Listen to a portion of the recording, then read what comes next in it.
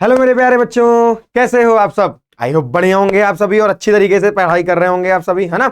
चलिए, इससे पहले वाले लेक्चर में हम लोगों ने क्या डिस्कस किया था, दैट इज रिलेशन। और रिलेशन के बारे में हमने पार्ट 1 में सारी चीजें पढ़ ली थी। रिफ्लेक्सिव रिलेशन अपने क्लास 12 के बारे में जितना भी रिलेशन का पार्ट था वो सारा सब कुछ पढ़ रखा था, इंपॉर्टेंट फॉर्मूले से लेके ऑल इन वन सब कुछ था, राइट। अगर आपने नहीं देखा है तो जाकर के देख लीजिए पहले फर्स्ट वाला lecture, that is part 1 of the relation and function. और आज हम पार्ट 2 में किसकी बात करेंगे, डिटेल्ड एक्सप्लेनेशन करने वाले हैं फंक्शन के ऊपर। मतलब पहले तो हम समझेंगे यार कि फंक्शन होता क्या है, अपन भूल चुके हो तो, है ना। क्लास 11 में पढ़ रखा है बट 12th में फंक्शन की डेफिनेशन अपने को पता होनी चाहिए। सो फर्स्ट ऑफ ऑल हम क्या समझेंगे बच्चों कि फंक्शन होता क्या है। जब हम ये जान लेंगे फंक्शन होता क्या है, उसके बाद जो हमारे पीवाईक्यूज जिस टॉपिक पर आते हैं हम उसको पढ़ना शुरू करेंगे। और आप सभी के पास सिलेबस होगा, राइट। और सिलेबस में आप देखेंगे कुछ 1-1 करके लिख के आ रहा होगा या इंजेक्शंस करके लिख के आ रहा होगा। सो इंजेक्शन क्या है, तो ऐसा लगता होगा ना इंजेक्शन वो जो हम लोग को डॉक्टर्स लगाते हैं, ऐसा नहीं है। फंक्शन में भी कुछ टाइप्स हैं ऐसे, इंजेक्शन, सर्जेक्शन, बाइजेक्शन, कुछ मैपिंग के बेस पे चीजें हैं।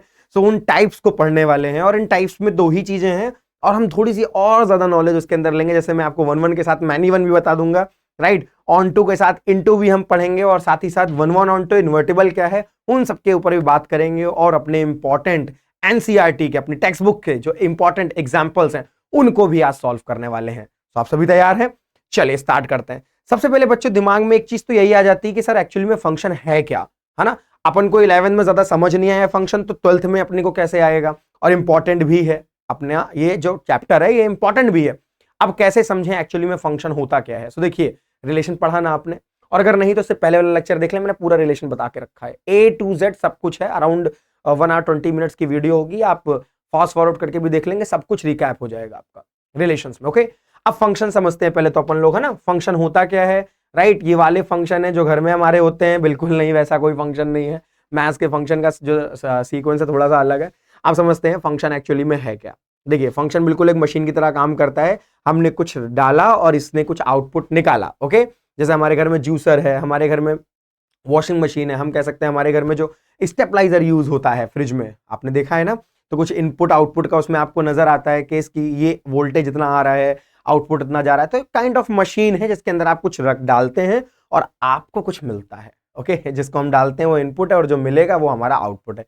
इनके और भी नेम है, डोमेन एंड रेंज, हम अभी सब कुछ समझ रहे होंगे। ओके, सो ये मशीन है, लेकिन किस टाइप की मशीन है। अब देखिएगा, मोस्टली आप सभी जब पढ़ते हैं, राइट, मोस्टली आप रीड कर रहे हैं बुक्स को या देख रहे हैं, तो वहां पर आपको पता चलता है कि फंक्शन जो होता है मैथमेटिक्स का फंक्शन, वो आपका रिलेशन का ही एक स्पेशल टाइप है। मतलब जैसा रिलेशन दिखता है वैसा ही फंक्शन है, लेकिन सारे रिलेशन फंक्शन नहीं होते। कुछ उनमें से ऐसे होते हैं जो हमारा फंक्शन का काम कर रहे होते हैं। अब वो कौन कौन सा रिलेशन होंगे या क्या कंडीशन होगी या कैसे पहचाने कि कौन सा रिलेशन फंक्शन बन सकता है। तो उसके लिए हमें 2 की पॉइंट्स को या की नोट्स को पढ़ना पड़ता है, दैट्स इट। और उसके बेसिस पे हम जज कर ले जाएंगे कि हमारा कौन सा रिलेशन फंक्शन है। आइए फटाफट देखते हैं ना, स्पीड में बेसिक्स को समझते हैं। मैंने आपसे कहा भाई जो फंक्शन है आपका, फंक्शन ये आपका स्पेशल टाइप ऑफ रिलेशन है, right. Special type of relation मतलब है तो ये रिलेशन ही जैसा, लेकिन कुछ स्पेशल टाइप है। ओके, कुछ स्पेशल टाइप है। अब वो क्या है आइए समझते हैं, ऐसा क्या सेगमेंट हो जाता है, राइट। सो देखिएगा ध्यान से। सो बच्चा, यहां पर मैंने आपसे कहा कि 2 पार्ट ऐसे हैं या 2 कह सकते हैं कीनोट ऐसे हैं जो डिफरेंस ला देते हैं रिलेशन और फंक्शन के बीच में, या फिर ऐसे कौन कौन से रिलेशन है जो फंक्शन हो सकते हैं, हम उसकी मदद से चेक कर पाएंगे। ओके, अब वो क्या कीनोट्स हैं आइए देखते हैं। सो फर्स्ट कीनोट जो आपका आता है दैट इज ऑल डोमेन। अब डोमेन क्या है भैया, तो ऑल डोमेन मतलब इनपुट, आपका जो इनपुट आप यूज करेंगे। ऑल डोमेन मतलब input. Participate compulsory, participate compulsory. अभी ये आप जो देख रहे हैं डेफिनेशन, इसको हम फील भी कराएंगे, है ना, केवल रटना नहीं है। अभी मैं आपको एरो डायग्राम की मदद से, एरो डायग्राम की हेल्प से इसको फील भी कराऊंगा कि एक्चुअली में मैं कहना क्या चाह रहा हूं और ये डेफिनेशन बोलती है क्या है। तो all domain that mean input, participate, compulsory. और जो इसका नेक्स्ट वाला है that is each input has unique output. Each input has unique output, unique output होगा। अब देखिए, आउटपुट का मतलब क्या होता है, रेंज। ओके, आउटपुट का मतलब क्या होता है, रेंज। अभी हम डोमेन रेंज आपको अच्छे समझाएंगे। आपको भी केवल इन 2 लाइंस का मतलब समझना है। रिलेशन हमने पढ़ रखा है, अपने को पता है, आप वीडियो भी देख के आ गए होंगे। अब समझिएगा, जिस भी रिलेशन के अंदर आपके ये दोनों सेगमेंट्स या दोनों कीनोट फॉलो हो जा रहे होंगे, वही रिलेशन आपका क्या बन जाएगा, फंक्शन बन जाएगा, दैट्स इट। वही रिलेशन फंक्शन बन जाएगा आपका। क्या क्या है, ऑल डोमेन पार्टिसिपेट कंपलसरी। हम सभी जानते हैं कि रिलेशन में भी हम दो सेट ले लेते हैं, या फिर अगर एक ही सेट है बच्चा तो हम ए क्रॉस ए करते हैं, हाँ कि ना। ऐसे ही फंक्शन में भी हम क्या करते हैं, दो सेट होंगे जहां से कुछ वैल्यूज आ रही होती हैं, एलिमेंट्स आ रहे होते हैं, वो सारी चीजें हैं। एक मतलब जब हमें क्वेश्चन दे रखा होता है तो वो सब गिवन होता है, मतलब वो उतना मेहनत का काम नहीं है, लेकिन उनके एलिमेंट्स आते हैं। अब उन्हीं के एलिमेंट्स के बेसिस पे दो तीन चीजें हैं, समझिएगा ध्यान से। जैसे मोस्टली आपका फंक्शन कैसे डिफाइन होगा, F such that A to B. हम कुछ इस तरीके से फंक्शन को लिखते हैं बच्चा। जैसे रिलेशन में हम दिखाते थे कि वो आर जो है आपका वो सबसेट है ए क्रॉस ए का, मतलब आपके ए क्रॉस ए या ए क्रॉस बी जो कि आपका कार्टेशियन प्रोडक्ट था उससे निकला हुआ था। फंक्शन भी उसी से निकलता है, बस ये हम सिंबल यूज कर लेते हैं एफ, ये सच दैट का सिंबल है, ए टू बी हम बोल देते हैं। ओके, अब इसमें जो आपका ए वाला हो जाएगा वो बन जाएगा डोमेन। ओके, जब आप ए टू बी कर देंगे, जब आपका ऐसे ए टू बी कर दोगे आप, तो ये वाला जो सेट होगा इसे हम बोलते हैं डोमेन। डोमेन का मतलब होता है इनपुट, आप क्या डाल रहे हैं, आप क्या इनपुट कर रहे हैं मशीन के अंदर, है ना, उसको क्या बोलते हैं, डोमेन बोलते हैं। और इनपुट कर रहे हैं, राइट, तो कुछ आउटपुट भी मिलेगा, आउटपुट को रेंज कहते हैं। अब बच्चे कंफ्यूज होते हैं, इसका मतलब सेट बी आपकी रेंज है ना बाबा ना, सेट बी आपकी रेंज नहीं है। सेट बी को हम बोलते हैं बेटा जी कोडोमेन। सेट बी को हम क्या बोलते हैं, कोडोमेन बोलते हैं। अब कोडोमेन क्या है, कोडोमेन एक ऐसा सेट होता है बच्चों जहां से हमें रेंज मिल रही होती है, राइट। रेंज जिस सेट से मिलती है, या रेंज कह सकते हैं कि सबसेट होती है कोडोमेन की, मतलब रेंज के हर एक एलिमेंट कोडोमेन में होंगे ही होंगे। Okay, so range is the subset of codomain. Codomain से ही हमें अपनी रेंज मिल रही होती है। तो सेट बी क्या होगा, मतलब रेंज तो सेट बी से ही आएगी, लेकिन सेट बी में एलिमेंट ज्यादा हो सकते हैं, उनके कुछ ही एलिमेंट हो सकते हैं जो आपके डोमेन से जुड़े हो। तो केवल वो एलिमेंट जो आपके डोमेन से जुड़े होंगे या एसोसिएट हो रखे होंगे, वही एलिमेंट क्या होंगे, हमारे केवल रेंज कहलाएंगे। ओके, सो रेंज बेसिकली क्या होता है, यहां पर मैं आपको बता दूं, range is the subset of codomain. या आपका सबसेट होता है कोडोमेन का बच्चों, मतलब निकला इसी से है ये, right. Range is the subset of codomain. ये बात अपने को बेसिक बेसिक पता है। रेंज क्या है, आउटपुट, डोमेन क्या है, इनपुट, मशीन है फंक्शन, मशीन है फंक्शन। आपने कुछ डाला, वो डालने वाली चीज को हम क्या बोलते हैं, यहां पर डोमेन बोलते हैं। आपकी मशीन ऑपरेट हुई, कुछ ऑपरेशन परफॉर्म कर रही है, राइट, फिर उसने एक आउटपुट बाहर निकाला, उस आउटपुट को अपन क्या बोलते हैं, रेंज बोलते हैं। अब वो आउटपुट कह सकते हैं जिस खानदान से बिलोंग कर रहा होगा, राइट, या जिस पूरे कह सकते हैं मोहल्ले से बिलोंग कर रहा होगा, उस पूरे सेगमेंट को, उस पूरे मोहल्ले को, उस पूरे खानदान को अपन क्या बोलते हैं, कोडोमेन बोल रहे होते हैं। चमका इतना आपको। सो कोडोमेन में बहुत सारे हैं, राइट। उनमें से ऐसे एलिमेंट्स या ऐसे पर्संस जो इस वाले पर्टिकुलर डोमेन से जुड़ रहे होते हैं, उन्हें हम क्या बोलते हैं, that is called as range. क्या अपने को यह क्लियर हुआ कि कोडोमेन क्या है, डोमेन क्या है और रेंज क्या है? क्या अपने को इसमें कभी दिक्कत होगी? नहीं होनी चाहिए। अब राइट, डोमेन क्या है, इनपुट, हम क्या रख रहे हैं फंक्शन में, मशीन चली भाई, मशीन ऑपरेट हुई, मिला क्या, वो होती है रेंज। अभी जो मिली है वैल्यू, ये एक्चुअली में किस पर्टिकुलर सेगमेंट से बिलोंग कर रही है, सेट से बिलोंग कर रही है, उस सेट को क्या बोलते हैं, that is called as codomain, जो कि आपका बी सेट होता है इसी कार्टेशियन प्रोडक्ट से, या ए टू बी जो आपके ऑपरेशन चल रहे होते हैं। क्या इतनी बात आपको मेरी क्लियर है? इतनी क्लियर है तो क्या हम आगे मूव करें, देखें इन दोनों डेफिनेशंस को थोड़ा और डीप डाइव करें। चलिए स्टार्ट करते हैं। अब देखिएगा, मैं वन बाय वन आपको दो तीन कह सकते हैं एरो डायग्राम की हेल्प से बहुत अच्छी तरीके से फंक्शन की डेफिनेशन तो अपन आपको क्लियर कर ही देंगे। उसके बाद हम फटाफट 1 1 ऑन 2 ये सब चीजें समझने में ज्यादा समय नहीं लगेगा आपको। मेन चीज जो है वो फंक्शन को समझना है आपको। देखिए बच्चा, अब मैं कुछ एरो डायग्राम ले रहा हूं यहां पर, राइट, और उनकी हेल्प से हम आपको समझाएंगे, एरो डायग्राम की हेल्प से, कि एक्चुअली में कौन कौन से यहां पर हमारे रिलेशंस हैं और कौन से फंक्शंस हैं। शुरू किया जाए। चलिए, पहला एरो डायग्राम आपके सामने आ रहा है भाई, कि हमारे पास ये दो सेट हैं। ओके, एक सेट हमारे पास बच्चा ए है, ये बी है, फंक्शन जा रहा है ए से बी, राइट। यहां पर एलिमेंट है आपके ए बी सी डी ई, यहां पर है 1 2 3 4 5 है। डन।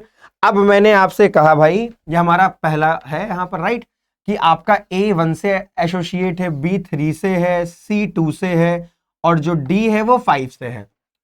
आपके मैंने इतने मैप बना दिए, ये सब चीजें आपको मैंने रिलेशन में भी पढ़ा रखी हैं बच्चा, घबराना नहीं है। ओके, तो मतलब इसका क्या मतलब है, A रखने पे हमें 1 मिल रहा है, B रखने पे 2, B रखने पे 3 है, C रखने पे 2 है और D रखने पे 5 है।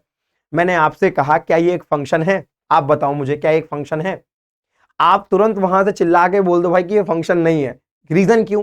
रीजन क्या है भाई, रीजन क्या है फंक्शन क्यों नहीं है? देखो सर ने बताया कि all domain participate compulsory, function जा रहा है मेरे प्यारे बच्चों ए से बी, फंक्शन कहां जा रहा है? ए से बी। सो ये वाला सेट क्या बनेगा मुन्ना? हमारा डोमेन। और सर की डेफिनेशन में लिखा हुआ है बकायदा अच्छे से, all domain input participate compulsory, right? All domain क्या होनी चाहिए? Participate compulsory. लेकिन ई तो पार्टिसिपेट कर ही नहीं रहा है, ई तो रूठा बैठा हुआ है। अब ई अगर पार्टिसिपेट नहीं कर रहा है इसका मतलब हमारा ये फंक्शन नहीं रहा, क्योंकि यहां पर तो पहला ही केस क्या हो गया हमारा? फॉल्स हो गया। यस और नो? पहला ही केस गलत हो गया भाई, तो इसका मतलब ई हमारा एसोसिएट नहीं है। दैट मीन ये फंक्शन भी नहीं होगा, ये फंक्शन नहीं है, क्योंकि ई का एसोसिएशन मिस है। ई का एसोसिएशन क्या है? मिस है आपका। सो that is not the function. ये रिलेशन है क्या? हाँ ये रिलेशन है, बट ये फंक्शन नहीं है। That is relation but that is not the function. जिसके आगे मैं ये क्रॉस लगा दूंगा ना, ये फंक्शन नहीं होगा। ओके, अब देखते हैं दूसरा एग्जांपल, आओ समझते हैं बढ़िया से। तो दूसरा एग्जांपल मुन्ना आ रहा है हमारे सामने। फिर से अपन ने क्या लिए हैं? दो कह सकते हैं arrow diagram, Oval shape diagram होते हैं जिनमें हम सेट्स के एलिमेंट को रिप्रेजेंट कर रहे हैं। ए बी है आपका बेटा जी, फंक्शन आपका वहीं जा रहा है, ए से बी में ऐसे करके जा रहा होगा। ओके, और ये फंक्शन नहीं है, यहाँ लिखा है पर ये रिलेशन है, राइट? मैंने पहले बता दिया आपको। अब देखिए इनके अंदर मैं एलिमेंट्स को लेने वाला हूं। सो फिर से वही चीज है आपकी, ए बी सी डी ऐसे करके बोल दिया मैंने। So that is A B C D. अब यहाँ पर 1 2 3 4 और 5 है। अब देखिए बच्चा, अब हम करने वाले फिर से मैप। तो मैंने आपसे कहा बेटा जी ए रखने पे कितना मिला? 1 मिला आपको। बी रखने पे कितना मिला? 2 मिला। और फिर बी रखने पे क्या मिल रहा है? 3 मिल रहा है। सी रखने पे 4 है बेटा जी, और डी रखने पे कितना मिल रहा है?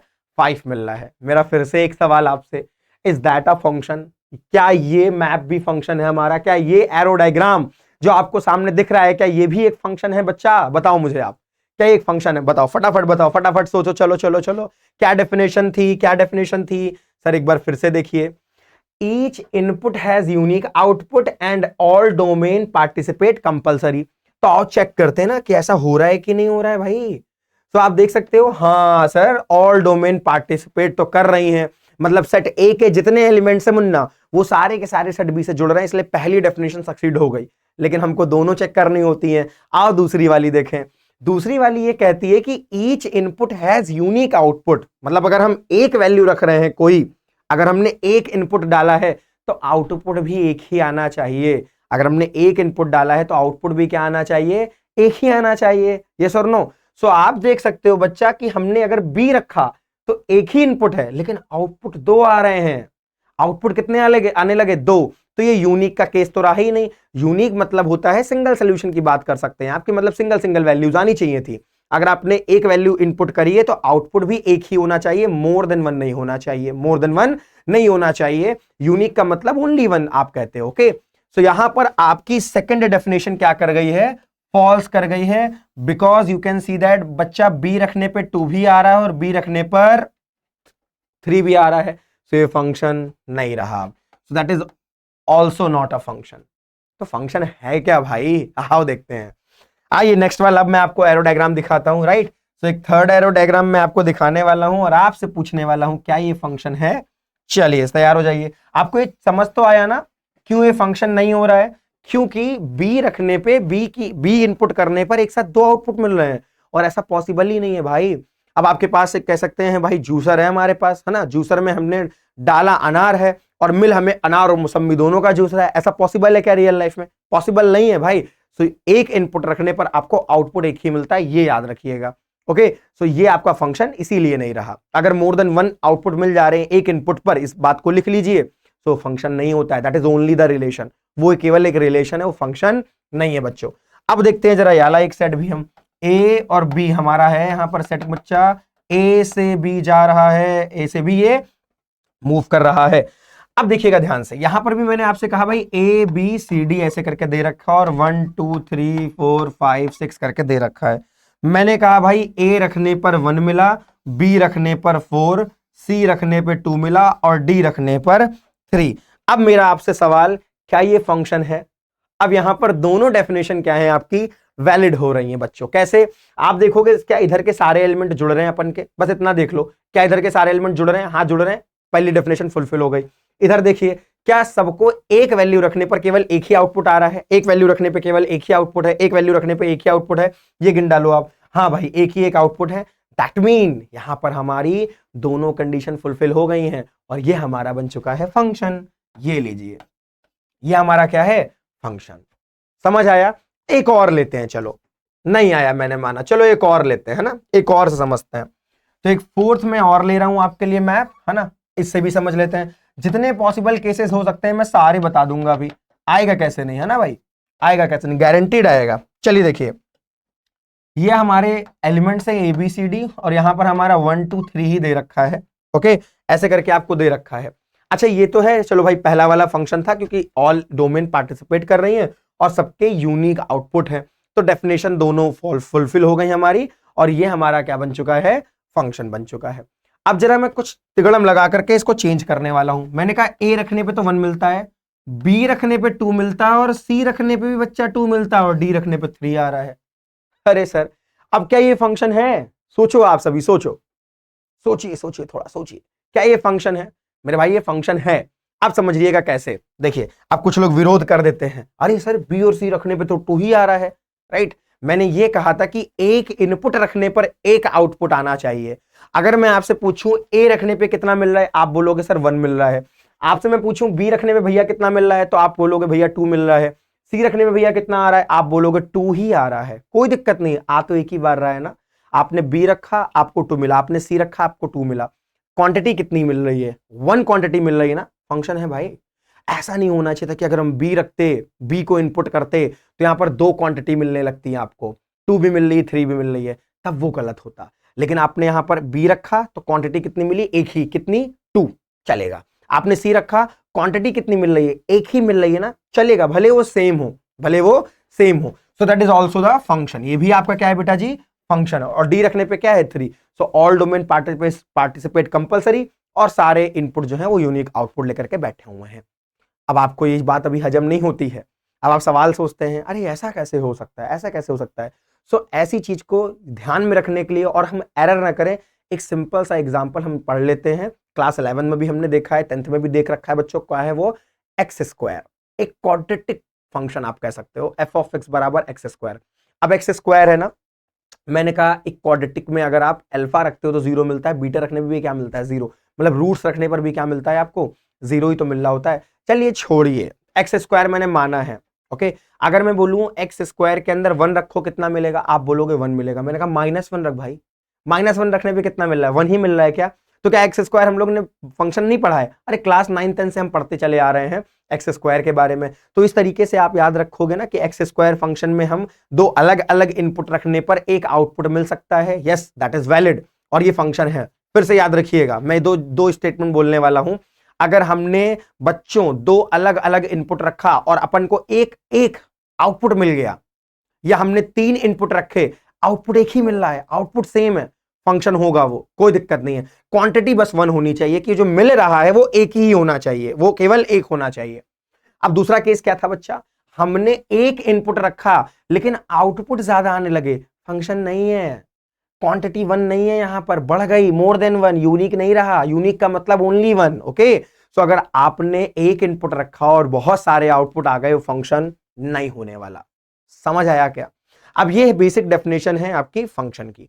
अब मैं थोड़ा सा आपको रेंज और कोडोमेन और बताता हूं, फिर हम 1-1 की ओर मूव कर जाते हैं। ठीक है, चलिए देखिए, तो ये आपका बच्चों क्या है? फंक्शन है। अगर मैं इसी तरीके से आपसे एक और पूछ लूं यहीं पर, राइट, एक और मैं आपसे एरो डायग्राम पूछता हूं, तो आपके सामने बच्चा एक और ये एरो डायग्राम है, दैट इज ए और ये बी आपका, और ये आपका जा रहा है ए से बी। ठीक है, ए से बी मुन्ना मूव कर रहा है और यहां पर ए बी सी डी है और यहां पर आपका क्या है? 1 है। तो अगर मैं आपसे बोलूं क्या ये फंक्शन है? बच्चा ये भी फंक्शन है, वैलिड है। देखिए, भले 4 आउटपुट है, कोई 4 इनपुट है, कोई दिक्कत नहीं, आउटपुट इनके सेम हो सकते हैं। क्वांटिटीज गिन लेते हैं। ए रखने पे कितनी क्वांटिटी मिली है? एक क्वांटिटी। बी रखने पे एक क्वांटिटी, सी रखने पे एक, डी रखने पे भी एक मिल रही है। That is also the function. एक बाई क्वाड्रेटिक फंक्शन है मान सकते हैं, जिसके अंदर उसके रूट्स अल्फा, बीटा, गामा और लैम्डा रखने पर अपन को कितना मिलता है? 0 मिल रहा होता है। तो सेम नहीं मिल सकता। और यहां पर मैं एलिमेंट्स को लीव भी कर सकता हूं, 2 3। अब ऐसा मत रट लेना कि सेट बी के भी सारे एलिमेंट पार्टिसिपेट करने चाहिए, ऐसा केस नहीं है, कुछ भी ऐसा नहीं होता है बच्चों। ओके, ऐसा नहीं होता है। अब आइए जरा मैं इसी में आपको डोमेन और रेंज भी समझा देता हूं, है ना। लगे हाथ दोनों चीजें हम लोग समझ लें अच्छे से ताकि कोई कंफ्यूजन ना रहे। तो बच्चों अगर मैं इस वाले पार्ट के अंदर अपने बच्चों से अगर मैंने डोमेन पूछी तो मुझे क्या बताएंगे वो। तो बेटा जी डोमेन कितनी है आपकी, पूरे एलिमेंट्स ABCD, पूरा ABCD मतलब पूरा का पूरा बच्चा सेट ए आ जाएगा। अब अगर मैं आपसे यहां पर कोडोमेन पूछ लूं, राइट, यहां पर आपसे मैं अगर कोडोमेन पूछूं तो पूरा का पूरा सेट बी 1 2 और 3 पूरा का पूरा सेट बी आ जाएगा। रेंज क्या होगी मेरे बच्चों, रेंज क्या होगी। सो रेंज मतलब वही एलिमेंट जो डोमेन के साथ आ रहे हैं, डोमेन के रखने पर मिल रहे हैं, उसी को हम रेंज कहते हैं। क्या है भाई, 1 2 और 3। वो बात अलग है, यहां पर रेंज बराबर किसके हो गई है, कोडोमेन के, कोई इशू नहीं है। बच्चों अगर मैं यहां पर आपसे डोमेन पूछ लूं तो चलो बताओ, तो वो तो वही रहने वाली है, पूरे पूरे एलिमेंट इधर वाले आ जाएंगे ABCD मतलब ए सेट। अब चलो बताओ कोडोमेन क्या है। तो कोडोमेन का मतलब सेट बी के सारे एलिमेंट, सेट बी के सारे एलिमेंट, कितने एलिमेंट है 1 2 और 3। मेरे बच्चों रेंज बताओ, चलो चलो रेंज बताओ चलो। तो रेंज क्या होगी, सर ने क्या बताया, जो एलिमेंट्स डोमेन्स रखने पर मिल रहे होंगे, डोमेन को रखने पर मिल रहे होंगे, वही हमारे क्या है यहां पर रेंज है। तो रेंज क्या हो जाएगी आपकी, केवल और केवल बच्चा 1। समझ आया, रेंज कितनी है, केवल 1 है, क्योंकि आपने बाकी सबको रखा लेकिन मिला क्या, केवल आपको 1 मिला।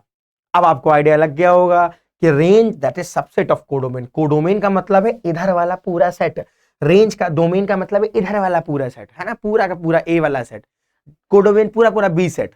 रेंज क्या है, जो ए सेट के एलिमेंट रखने पर या ए सेट के एलिमेंट जिससे एसोसिएटेड है सेट बी से, उसको हम क्या बोलते हैं, रेंज बोलते हैं। क्या इतनी बातें हमारे दिमाग में बैठ चुकी हैं अच्छे से? अगर बैठ चुकी हैं तो चलिए हम समझते हैं अपने टाइप्स ऑफ फंक्शन को और पढ़ना शुरू करते हैं। बेसिक खत्म भाई, बेसिक खत्म। ओके, शुरू करें आगे फंक्शन को, चलिए बढ़ते हैं। तो ये बातें तो हुई मुन्ना हमारी सारी बेसिक वाली, जिसको हमने अच्छे से क्या कर लिया है, समझ लिया है। फंक्शन के टाइप्स, अब हम फंक्शन के टाइप्स को समझेंगे। हमने फंक्शन के बारे में पढ़ लिया है, अब हम क्या पढ़ेंगे, फंक्शंस के टाइप्स को पढ़ेंगे। शुरू करें, चलिए देखिए। टाइप्स ऑफ फंक्शन में जो हमारे बेटा कह सकते हैं क्लास 12th बोर्ड एग्जाम के लिए जरूरी है, राइट, और इनसे सवाल आ रहा है, मतलब आप अगर PYQs को जाकर के चेक कर लेते हैं, एनालाइज कर लेते हैं, सवाल आ रहे हैं इनके, इन टॉपिक को तो पढ़ना ही, मतलब 100% सवाल इनका नजर ही आ रहा है, राइट। चलिए देखते हैं। और अभी जब मैंने इसी कह सकते हैं प्रीवियस वाले एग्जामिनेशन में जो बीते हैं, राइट, उन्होंने मैंने नंबर ऑफ फंक्शंस उन पर फॉर्मूले बताए थे और कुछ ग्राफ वाले कराए थे क्वेश्चन, और वो आ भी गए थे, राइट। एक दो क्वेश्चन उससे नजर भी आए थे हमारे। सो ये टॉपिक सच में इंपॉर्टेंट है, मैंने इसीलिए इस पे वन शॉट भी प्रोवाइड की थी, number of functions, number of relations, है ना, इन सब चीजों के ऊपर, और वो जरूरी भी था, है ना। और इसके कुछ सवाल ग्राफ बेस भी आते हैं, तो मैं वो पढ़ाऊंगा आपको कि कैसे ग्राफ बेस MCQs को या ग्राफ बेस सवालों को हम कैसे फोड़ सकते हैं, राइट। वो भी तरीका हम आपको बताएंगे, कैसे हम उनमें 1 1 देख सकते हैं, कैसे हम उनमें ऑन टू चेक करेंगे, मतलब ग्राफ दे रखा है किसी फंक्शन का और तुमसे सवाल बोला जा रहा है, बताओ ये 1 1 है कि नहीं है। अब तुम परेशान हो, है ना, नहीं होना है, तो मैं सब बता दूंगा। ऑन टू है कि नहीं, मैं सब बता दूंगा। ओके, टाइप्स ऑफ फंक्शन में अपने को पढ़ना क्या है आज की क्लास में, अब शुरू होती है, समझ लीजिए आपकी 12th क्लास का पूरा पूरा टॉपिक जो हमें को पढ़ना है, राइट। सो पहला हमें क्या पढ़ना है बच्चों, that is 1 1 function. Okay, 1 1 function अपन बोले, या फिर हम इसे इंजेक्टिव फंक्शन भी कहते हैं, इंजेक्शन भी हम इसे बोलते हैं, राइट। इंजेक्टिव में बोल देता हूं इसे शॉर्ट फॉर्म में, इंजेक्टिव पढ़ना है। दूसरा क्या है बेटा जी हमारा, that is onto function. Onto function क्या है, ऑन टू फंक्शन को हम सरजेक्शन भी बोलते हैं, सरजेक्टिव मैपिंग के जरिए से जाना जाता है ये। फिर हमें क्या पढ़ना है बेटा जी, 1 1 ऑन टू, बस यही 3 टॉपिक हैं आपके। 1 1 ऑन टू दोनों है तो हम इसे बाइजेक्टिव बोल देते हैं बच्चा, क्या बोल देते हैं, बाइजेक्टिव। और फिर हमें क्या पढ़ना है, कुछ फॉर्मूले। अब वो फॉर्मूले क्या होंगे, सो 1 मार्क क्वेश्चन ऐसे मिल जाते हैं हमें जहां पर फॉर्मूला नहीं पता तो गेम सारा खत्म। मैंने कहा बताइए कितने नंबर ऑफ 1 1 फंक्शन बन सकते हैं, कैसे निकालेंगे number of onto function, कैसे निकालेंगे number of 1 1 onto function. सोच में पड़ गए ना, कोई दिक्कत नहीं, अभी अपन सब बताएंगे आपको। 1 1 का तो आप पढ़ भी लेते हैं, मैं ऑन टू का भी बताने वाला हूं, थोड़ा सा ट्रिकी होता है पर मैं ऑन टू का भी बताऊंगा आपको, रटना कुछ नहीं है। ओके, तो चलो बात करते हैं हम सभी अपने 1 1 फंक्शन की। अब देखिए 1 1 फंक्शन है क्या, ओके, 1 1 फंक्शन है क्या, डेफिनेशन पहले नहीं पढ़ेंगे ना। डेफिनेशन ये मैंने इसलिए ले ली है, एनसीईआरटीज में हमारी बुक्स में ऐसे डेफिनेशंस सामने दिखती हैं, भाई समझ कुछ नहीं आता डेफिनेशन को देख करके। पहले अपन इजी वे में सारी चीज समझेंगे, डेफिनेशन चुटकियों में खुद आ जाएगी आपको, ठीक है। तो पहले अपन समझते हैं एक्चुअली में 1 1 है क्या, फील तो आए यार कुछ कि रटना ही है ना, फील आना चाहिए। अब देखो कैसे समझेंगे, तो मैं तो सिखाऊंगा आपको सारा का सारा वही एरो डायग्राम से सामने दिखता है। ओके, देखिए 1 1 का मतलब होता क्या है कि आपका देखिएगा ध्यान से, एक मैपिंग बनाता हूं। ये आपका आया फंक्शन बेटा जी, f such that a to b, ये आपका a है, ये आपका b है। यहां पर फिर से मैंने a b c d ले लिया है, ठीक है, a b c d, और यहां पर आपका क्या है 1 2 3 4 5 है। अब देखिए बहुत सिंपल सा केस है, आपने a रखा आपको 1 मिला, आपने b रखा आपको 2 मिला, c रखने पे 3 और d रखने पे 4, d रखने पे 4। ये आपका 1 1 फंक्शन है। अभी अभी समझते रहना, सब समझ आ जाएगा। ये आपका 1 1 फंक्शन है, तो दैट इज 1 1। इसका नाम क्या है, ये आपका 1 1 है, 1 1 है। ओके, चलिए इसी के पैरेलल में दूसरा बनाता हूं। अभी आप खुद बोलेंगे अरे सर समझ गए, डेफिनेशन छोड़ो हमें आ गया। ओके, 2 मैप से ही आपको आइडिया लग जाएगा, 2 एरो डायग्राम ही अभी आपके सारे कॉन्सेप्ट को तुरंत क्लियर कर देंगे। तो ए से बी गया बेटा, यहां पर फिर से ए बी सी डी मैंने लिया, और यहां पर मैंने ले लिया 1 1 2 और 3 ले रखा है। अब देखना ध्यान से बेटा जी, जब मैंने रखा ए तो मिला मुझे कितना 1 मिला, फिर मैंने रखा बी मिला कितना 2, और सी और डी रखने पे क्या मिला मुझे 3 मिल गया। फंक्शन तो है आपका, ये क्या फंक्शन है, हाँ सर दोनों फंक्शन तो है, डेफिनेशन फुलफिल कर रहे हैं, लेकिन इसमें से ये 1 1 है बेटा, पर ये 1 1 नहीं है, ये आपका 1 1 नहीं है। मैं पहले ही बता दे रहा हूं 1 1 नहीं है। चलिए 1 1 नहीं है तो इसका नाम क्या है, इसका नाम है आपका मैनी वन। ओके, इसका नेम क्या है, मैनी वन। और ये 1 1 है, ये मैनी वन नहीं है। आप समझते हैं क्या कंडीशन है यार ऐसी कि जो 1 1 है वो नहीं हो रहा है।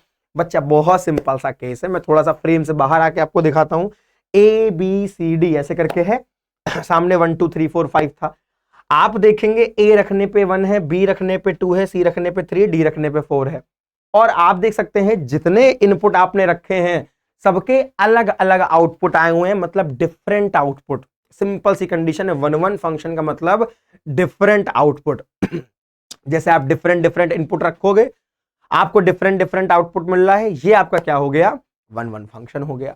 यहां पर ऐसा क्या हुआ है, आप देखेंगे ए पे तो आउटपुट 1 है, फिर वो दोबारा किसी पे नहीं मिल रहा है, बी पे 2 है, लेकिन सी और डी पे देखेंगे आप आउटपुट रिपीट कर गया है। यस और नो, आपने अगर सी रखा तो आपको 3 मिला, और आपने अगर डी रखा तो आपको 3 मिला। आउटपुट क्या कर गया है, आउटपुट रिपीट कर गया ना। आपका आउटपुट रिपीट कर गया मतलब 1 1 नहीं रहा। 1 1 की सिंपल सी डेफिनेशन अगर मैं आपको नॉर्मल वर्ड्स में बता दूं बच्चा, तो सिंपल सी बात है, at different input output should be different, that's it. No repetition of output. If output repeats that mean that is many one function. और अगर अपन का आउटपुट रिपीट नहीं कर रहा है इसका मतलब वो कैसा फंक्शन है, 1 1 फंक्शन है। समझ आया। तो इसमें क्या होना चाहिए, 1 1 फंक्शन को दूसरे पार्ट में हम क्या बोलते हैं, दैट इज इंजेक्टिव। ओके, हम इसे क्या बोलते हैं, इंजेक्शन भी बोलते हैं, इंजेक्टिव। ओके, तो यहां पर डिफरेंट डिफरेंट होना चाहिए, all outputs are different. Okay, यहां पर अगर मैं छोटा सा केस आपको बता दूं यहां से, राइट, यहीं से निकाल दूं, all output should be different. Okay, ये आपके क्या होना चाहिए, शुड बी डिफरेंट, या डिस्टिंक्ट भी बोल सकते हैं आप, ये आपके डिफरेंट होने चाहिए। अब इसी बात को, इसी पर्टिकुलर बात को आपको किस में बताया गया है, यहां पर आपको दिखाया जा रहा है थ्योरी के अंदर। आपसे बोला गया function such that x to y, ये फंक्शन कहां से कहां जा रहा है बच्चा, x टू y जा रहा है, मतलब x डोमेन है और y क्या है, कोडोमेन है। देखते रहना, y कोडोमेन मतलब आउटपुट अपन को कहां से मिलेगा, y से मिलेगा। अच्छा यहाँ लिखा नहीं होता है, ये अपन की नॉलेज है ना। x क्या है होगा, पहला वाला सेट क्या होगा, डोमेन, y क्या होगा, बाद वाला सेट क्या होगा, कोडोमेन। ये अपने को खुद से समझना है। is defined to be 1 1 or injective if the images of distinct elements of x under f are distinct। images का मतलब क्या होता है, अरे सर इमेज क्या है भैया, तो इमेज का मतलब होता है मुन्ना रेंज, वही रेंज ही है तुम्हारी ये। ओके, इमेज को ही रेंज बोलते हैं। डोमेन का एक और नाम है pre image, pre image image करके भी बोलते हैं हम सभी। ओके, सो इमेज का मतलब क्या है, यहाँ पर रेंज सही है, आउटपुट सही है। Of distinct elements of x under F R distinct, मतलब अगर आप x के डोमेन के बच्चों डिफरेंट डिफरेंट एलिमेंट्स रखो तो आपको f के जो आउटपुट हैं, इमेजेस हैं, राइट, वो भी क्या मिलने चाहिए, डिफरेंट डिफरेंट मिलने चाहिए, कहीं रिपीटेशन नहीं होनी चाहिए। समझ आया इतना, चमका इतना आपको। सो अगर हम डिफरेंट डिफरेंट एक्स की मतलब एक्स के डिफरेंट डिफरेंट एलिमेंट्स को रखें, सो वाई में भी डिफरेंट डिफरेंट एलिमेंट्स आने चाहिए, कोई रिपीटेशन यहां पर होनी नहीं चाहिए। क्या इतनी बात आपको समझ आई? यही आपका क्या है बच्चा, 1-1 फंक्शन है। की पॉइंट क्या याद रखना है, all input should be different at different different output, that's it, sorry inputs, okay, all output should be different at different different inputs. अगर आप दूसरे दूसरे इनपुट रख रहे हैं तो आउटपुट रिपीट नहीं करना चाहिए। अगर आउटपुट रिपीट किया तो मैनी वन हो जाएगा। सिलेबस में क्या है आपके 1-1 है। इसी के साथ अपन क्या समझ लिए हैं कि मैनी वन क्या होता है। मैनी वन क्या होता है, आउटपुट रिपीट मार रहा है, तुरंत हम क्या बोल देंगे, अरे ये भाई 1-1 नहीं रहा, ये क्या बन गया है, मैनी वन हो चुका है यार, अब ये 1-1 तो नहीं रहा। समझ आया क्या इतना? अब ये तो बात हुई समझने की। एग्जाम में आया सवाल तुम्हारे सामने, तुम सोच रहे हो करें कैसे, इसका वर्किंग प्रोसेस क्या है, क्या ऐसे ही लिख करके चले आए? तो ये तो समझने के लिए था, हम ऐसा तो कर नहीं सकते कुछ, तो वहां पर कुछ वर्किंग प्रोसेसेस फॉलो होते हैं। आओ उसको समझाता हूं मैं आपको। मीनिंग तो आ गई होगी, नो डाउट, मुझे पूरा विश्वास है मीनिंग तुम्हें समझ आ गई होगी भाई, कहीं कोई दिक्कत नहीं होगी। अब आइए देखते हैं कि क्या वर्क प्रोसेस करना है। ओके, वर्क प्रोसेस समझिएगा, वर्क प्रोसेस क्या है, राइट? कैसे हम दिए गए जो सवाल होंगे एग्जाम में उनको हम कैसे दिखाएं कि हमारा 1-1 है। तो देखो बच्चा, आप जान रहे हो आपको गिवन होगा फंक्शन, ठीक है, आपको क्या गिवन होगा, फंक्शन दे रखा होगा, और ये भी बताया जा रहा होगा कि जो आपका फंक्शन है वो कहां से जा रहा है, x to y ऐसे करके इतना पार्ट आपको गिवन होता है, ये आपको गिवन होने वाला है। हम क्या करने वाले हैं, अब जरा डेफिनेशन को फिर से समझने वाले हैं। आप देखेंगे यहां पर बोला गया है it implies x1 x2 belongs to x कर रहा है, हाँ कि ना? सो f ऑफ x1 बराबर f of x2 implies x1 बराबर क्या आ जाए, x2 आ जाए। सो ये जो नेक्स्ट लाइन थी इसकी, यही इसका क्या है, वर्क प्रोसेस है। एक्चुअली में हम क्या कर लेते हैं बच्चों, हम दो एलिमेंट्स को लेट करते हैं। यहां पर देखिएगा, हम लेट कर लेंगे एट टू एलिमेंट्स, मतलब x1 x2 टू एलिमेंट्स हैं आपके जो बिलोंग कर रहे हैं आपके, मैं मान लेता हूं x से ही, राइट? यहां पर मैं आपके किससे बिलोंग कर रहे हैं, x से ही कर रहे हैं, आप देख सकते हैं यहां पर, राइट? x1 x2 किससे बिलोंग करेंगे, x से, इनपुट से ही। अब ऐसा करते क्या हम यहां पर, फिर हम क्या करते हैं, f ऑफ x1 बराबर f ऑफ x2 करते हैं, और हम इसे क्या करेंगे बच्चा, सॉल्व करेंगे, इस पूरे पूरे पार्ट को सॉल्व करेंगे। अभी मैं क्वेश्चन कराऊंगा, क्वेश्चन अभी कराता हूं, एग्जांपल देता हूं। सॉल्व करोगे, सॉल्व करने पर अगर आपको x1 बराबर x2 मिल जाता है, राइट, x1 बराबर x2, then f is 1-1, then f is 1-1, आपका फंक्शन क्या हो जाएगा, वो 1-1 हो जाएगा। अदरवाइज ये 1-1 नहीं होने वाला, अदरवाइज ये 1-1 नहीं होगा। ओके, अगर आपको x1 बराबर प्लस माइनस x2 मिल जाता है तो आपका 1-1 नहीं रहने वाला। सिंपल सा एग्जांपल, क्या एक्स स्क्वायर फंक्शन आपका अगर मैं बोलूं यहां पर 1-1 है, तो आप सीधे बोलोगे अरे नहीं सर, क्यों, 1 रखने पर 1, -1 रखने पे 1, आउटपुट रिपीट कर गया, 1-1 नहीं रहा, मैनी 1 बन गया, ऐसे समझ लो आप। तो f इज 1-1 कब होगा, जब आपको x1 बराबर कितना मिल जाए, x2। लेट क्या करना है, x1 x2 दो आपके कोई नंबर्स हो सकते हैं, ऐसे ही रखना है ना, डोमेन से बिलोंग करते हैं। f ऑफ x1 बराबर f ऑफ x2 किया, सॉल्व किया, जो नॉर्मल कैलकुलेशंस हैं कि इधर उधर आपको ले जाना है, कट करना है, बिल्कुल किया आपने, x1 बराबर x2 मिला अपन को, फंक्शन हमारा 1-1 हो गया, कोई चिंता की बात नहीं है। अब एग्जांपल सॉल्व कराता हूं आपको एनसीईआरटी के, अभी समझ जाओगे आप अच्छे से। ओके, कुछ एग्जांपल्स तो आपके ओरली हो जाते हैं, है ना, कुछ को हम इस पैटर्न से करेंगे। सो ये आपके ऊपर है, आपके पास दोनों चीजें होती हैं, है ना। आप चाहें तो थोड़ा सा थ्योरी लिख करके, अगर फंक्शन के बारे में अच्छे से पता है तो आप उसके बारे में लिख के आ सकते हैं। मैप अगर आपको लगता है आप एग्जाम्पल थोड़े दे दोगे तो बहुत बढ़िया रहता है, बाकी ये प्रोसेस तो है ही है। अब हम बात करने वाले हैं अपने ऑन टू फंक्शन की। चलिए समझते हैं ऑन टू फंक्शन क्या है। बच्चों ध्यान देना, है ना, ऑन टू फंक्शन क्या होता है। अब देखो फिर से डेफिनेशन दे रखी है, अपन नहीं पढ़ेंगे यार डेफिनेशन डेफिनेशन तो हर बुक में है, फील करेंगे पहले क्या है, आओ समझते हैं।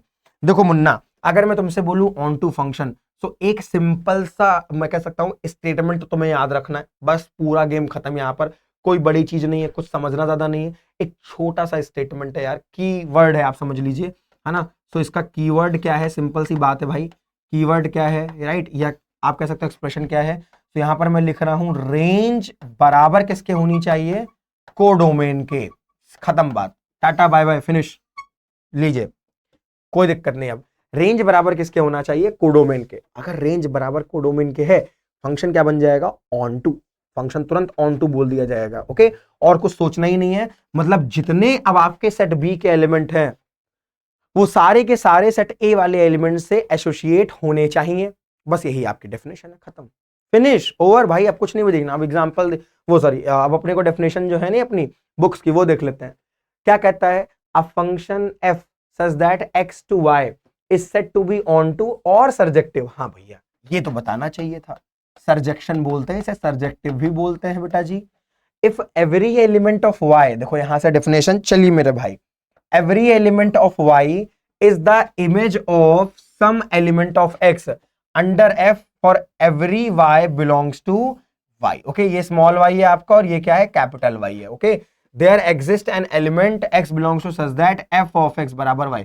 अब ये तो बात की बात है, यहां से आप अभी के लिए हटा दो। ओके, ये तो हम वर्क प्रोसेस में समझेंगे।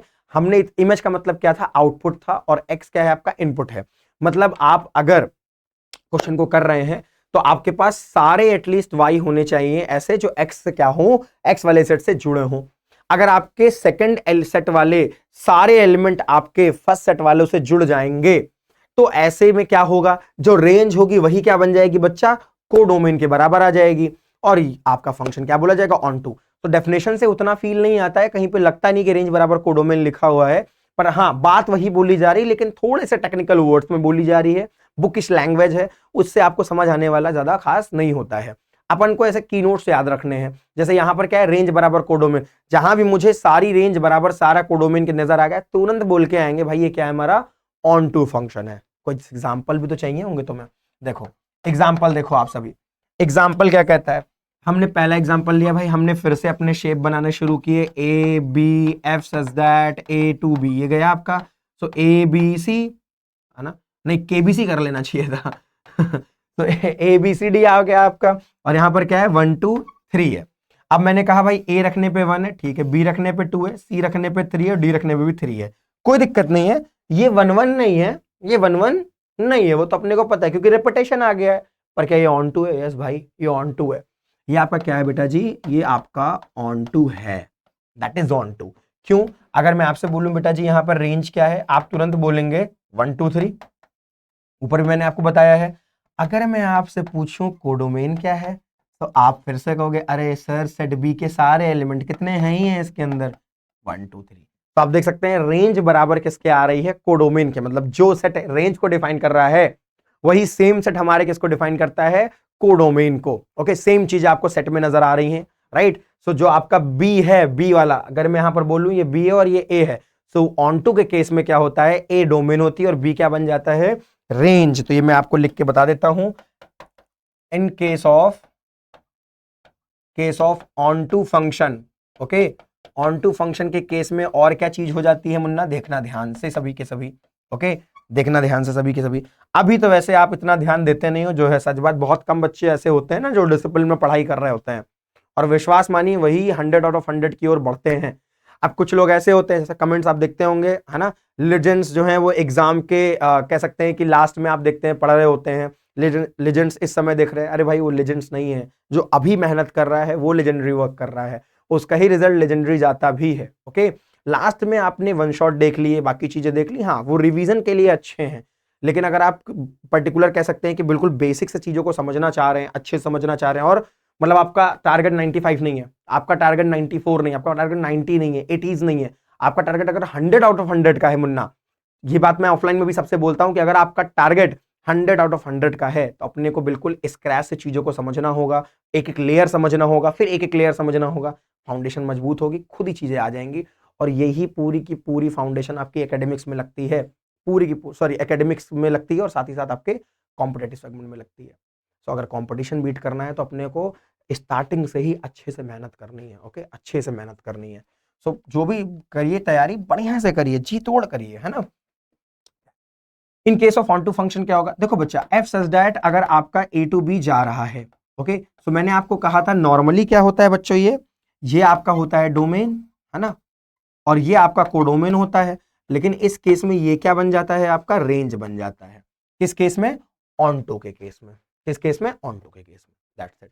समझ तो वैसे तुम्हें पहले ही आ गया होगा लाइन में ही कि रेंज बराबर किसके है, कोडोमेन के, मतलब हमारा फंक्शन कैसा है, ऑन टू है, रेंज बराबर कोडोमेन, फंक्शन ऑन टू है। अब वर्किंग प्रोसेस देख लेते हैं इसका, कैसे हम चेक करेंगे। अब देखो भाई, फिर से मैं कह रहा हूं, आपको क्वेश्चन सामने मिलेगा, आपको क्वेश्चन सामने गिवन मिलेगा, तो जैसे मैंने कहा भाई कि आपको गिवन मिलने वाला है, ठीक, सो गिवन क्या क्या है हमें यहाँ पर, फिर से बताता हूं मैं आपको, फंक्शन गिवन होने वाला है एंड ऐसे करके आपको दे रखा होगा F such that A to B करके दे रखा होगा। ये दो बातें तो अपने को दे रखी होंगी ही सवाल के अंदर, सवाल के अंदर दे रखी होंगी। ठीक, अब मैं इतना जानता हूं कि ये क्या है आपका डोमेन ऑफ फंक्शन, ये क्या है आपका कोडोमेन, अभी के लिए तो कोडोमेन है, चेक करने चल रहे हैं। ठीक है, अब यहां पर एक डेफिनेशन में छोटा सा पॉइंट था, for every y there exist an element x belongs to such that f of x बराबर वाई। ओके, तो हम क्या करते हैं यहां पर बच्चा, वर्किंग प्रोसेस उसी से निकलता है, हम यहां पर लेट कर लेंगे y बराबर एफ ऑफ एक्स। ओके, ऐसा कर लेंगे। ठीक, अच्छा हम लोगों ने क्लास 11 में ना याद आ गया होगा आपको, तो रेंज निकालने के लिए ऐसा कर रखा है, एक्चुअली में हम रेंज ही निकाल लेते हैं। रेंज निकाल के हम देख लेते हैं भाई हमारी रेंज क्या कोडोमेन के बराबर है, अगर है तो फंक्शन हमारा ऑन टू है। सो ये आपका एक तरह से रेंज ही है, क्योंकि फंक्शन की ही वैल्यू को हम क्या बोलते हैं, रेंज। अब हम बच्चा इसको क्या करते हैं, सॉल्व करते हैं, सॉल्व करेंगे और हम क्या करते हैं, x बराबर g में मतलब y में एक फंक्शन तैयार कर देते हैं। किया क्या मुन्ना, हमने y बराबर एफ ऑफ एक्स लिया और x की वैल्यू निकाल दी इन टर्म्स ऑफ y। कुछ भी सॉल्व करके इधर उधर करके भी कराता हूं मैं इसको। तो आपने x बराबर कुछ बना दिया y में फंक्शन। अब आप क्या करोगे, अब आप यहां से y की वैल्यू निकालोगे। y की क्या निकालोगे, वैल्यू। एक्चुअली में y की वैल्यू नहीं होती है, वैल्यू ऑफ y क्या होती है, फंक्शन की वैल्यू होती है। ओके, तो हम यहां से क्या देखेंगे, हम इसकी डोमेन फाइंड करेंगे, किसकी, डोमेन ऑफ g, और डोमेन ऑफ g ही क्या बन जाएगी, रेंज ऑफ f बन जाती है। बेसिकली ये कॉन्सेप्ट है, मेन कॉन्सेप्ट में डीप में चल रहा हूं थोड़ा सा, कि जो डोमेन होगा g का, और g की डोमेन का मतलब y की वैल्यू, तो जो y की वैल्यू होगी वही हमारी क्या बन जाएगी, फंक्शन की रेंज, मतलब आउटपुट। देखो ना, क्योंकि y की ही वैल्यू किसके बराबर है, आपकी फंक्शन के वैल्यू के बराबर है, और फंक्शन की वैल्यू को क्या बोलते हैं अपन लोग, रेंज बोलते हैं। तो रेंज यहां से आपकी फंक्शन की मिल जाएगी। सो डोमेन ऑफ g जो होगी, मतलब जो वैल्यू ऑफ y आने वाली है बच्चा, वैल्यू ऑफ y, वही हमारा क्या बन जाएगा, रेंज बन जाने वाला है, रेंज ऑफ f बन जाएगा। Okay, range of f of x। अब इतना करने के बाद काम खत्म है, कुछ नहीं, अब काम खत्म है। आपको ये बात समझ आ गई। अब वैल्यू ऑफ y तुमने निकाल ली, समझ लो, निकालने के बाद वो अपन की रेंज ऑफ fx होती है, मतलब हमको रेंज मिल चुकी है। ओके, सो आप देखोगे, okay, if range of f of x is equals to b के ही आ गई, is equals to b, then आपका then f is onto, खत्म बात यहीं पे, then f is onto. अच्छा सर एक बात नहीं बताई आपने, कौन सी बात है, सोचो जरा, कि मैंने 1 1 बताया, अगर वो 1 1 नहीं है तो वो आपका मैनी 1 होता है, तो अगर ये ऑन टू नहीं रहा तो क्या बन जाएगा। तो सुनना ध्यान से। ओके, अगर ये ऑन टू नहीं है, जैसे यहां पर तो ऑन टू के बारे में मैंने चलो बता दिए, यही बताता हूं मैं आपको, ध्यान देना, राइट। अदरवाइज, अदरवाइज क्या बन जाएगा, अदरवाइज इनटू है, देखना। सो मैं यहीं पर लिख देता हूं, राइट, छोटा सा पॉइंट है ना, अगर ये ऑन टू नहीं है तो क्या बन जाता है, इनटू बन जाता है। इनटू नाम का भी एक फंक्शन होता है आपका, राइट, जहां पर आपकी सारी डोमेन पार्टिसिपेट नहीं करती हैं। तो ऊपर मैंने जितने एग्जांपल थोड़े बहुत 1 1 में दे रखे हैं, वो आपके कैसे थे, ऑन टू फंक्शन थे, जहां पर रेंज बराबर कोडोमेन नहीं होता है। तो अगर मैं इनटू की बात करूं, इनटू, सो रेंज नहीं होती कोडोमेन के बराबर, सबसेट ही होती है। ओके, बस छोटा सा केस है, कभी कदार अगर आपके सामने नजर आ जाए तो आपको ऐसा रहे कि हाँ अपने को नॉलेज है, अपने को नॉलेज है। अगर फंक्शन ऑन टू नहीं है मुन्ना तो क्या बनेगा, इनटू बनेगा, सिंपल सा केस है। क्या हमें ये बातें समझ आ गई हैं, क्या हमने 1 1 अच्छे से समझ लिया है, क्या हमने ऑन टू समझ लिया है। अब बात करेंगे हम सभी 1 1 ऑन टू की। अब देखो 1 1 ऑन टू की, अब यहाँ डेफिनेशन ही हम पढ़ेंगे, इसकी डेफिनेशन इजी है, तो मैं आपसे सिंपल सी बात बोलूंगा कि डेफिनेशन पढ़ लो यार। A function f is 1 1 and onto or bijective if the function is f is both 1 1 and onto। कुछ भी केस नहीं है, अगर आपका फंक्शन क्या है बच्चा, 1 1 भी है, साथ में क्या है, onto भी है, तो उसे हम क्या बोलते हैं, 1 1 onto। और 1 1 onto को हम बोलते हैं बच्चा बाइजेक्टिव, बाइजेक्टिव बोलते हैं, राइट, लिखा भी हुआ है यहाँ पर, बाइजेक्टिव बोलते हैं। फंक्शन आपका 1 1 भी होना चाहिए, राइट, दोनों ही होना चाहिए, एक साथ दोनों हो जाए, 1 1 भी हो और ऑन टू भी हो, तो ये दोनों बातें एक साथ हमारी होनी चाहिए। ठीक, अब देखिए ध्यान से समझिएगा इस चीज को, 2 3 बातें मैं आपको यहां पर बता देता हूं। पहले तो एक एग्जांपल देता हूं, फिर आपको कुछ फील आएगा। ओके, एक एग्जांपल, आपको थोड़ा फील आएगा। देखिएगा, ये आपका बन गया arrow diagram A B, f such that A to B. ठीक, ये दे रखा है बच्चों। अब देखना यहां पर ए बी सी डी है, यहां पर 1 2 3 4 है। ओके, अब यहां पर आपने क्या करा दिया, एसोसिएशन ए का 1 से, बी का 2 से, सी का 3 से, डी का 4 से।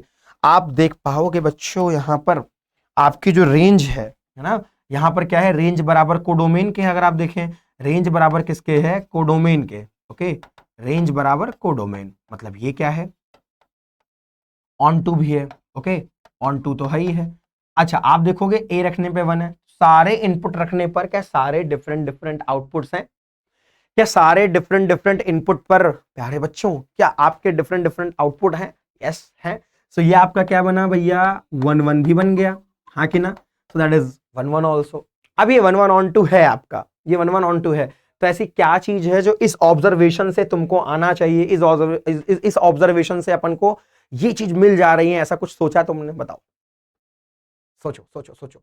देखो बच्चा, आपने अगर देखा हो ध्यान से, है ना, तो A B C D 1 2 3 4 quantity same है शायद, मतलब जितने number of elements set A में है क्या उतने ही number of elements set B के अंदर है। इसका मतलब बोल सकता हूं मैं कि कार्डिनलिटी, कार्डिनलिटी का मतलब number of element in the particular set.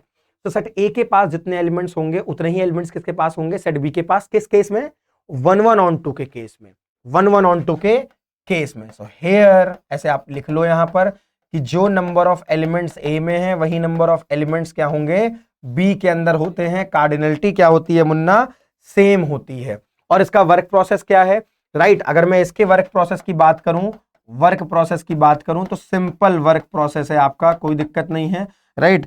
पहला आपका 1 1 का वर्क प्रोसेस यूज कर लो, राइट, फिर आप ऑन टू का वर्क प्रोसेस यूज कर लो। अगर दोनों वर्क प्रोसेस यहां पर आपने यूज किए और दोनों वैलिड है, मतलब आपका फंक्शन क्या है बच्चों, 1 1 ऑन टू है। अगर आपको 1 1 ऑन टू प्रूफ करना है, अभी क्वेश्चन है ऐसा, आता भी है एग्जाम में, तो कुछ नहीं करना है, पहले अपन उसको 1 1 प्रूफ करेंगे, फिर अपन उसको ऑन टू प्रूफ करेंगे, खत्म भाई, खत्म खत्म टॉपिक, टाटा खत्म।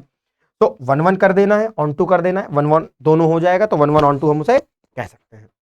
क्या आपको इतनी बातें समझ आई, ओवर चैप्टर। अब आपको कुछ और नहीं जानना है, 2 3 बातें ऊपर की बता देता हूं, एकेडमिक के तौर पे तो पूरा चैप्टर आपका इतना ही है, फंक्शन का पार्ट अगर मैं बताऊं।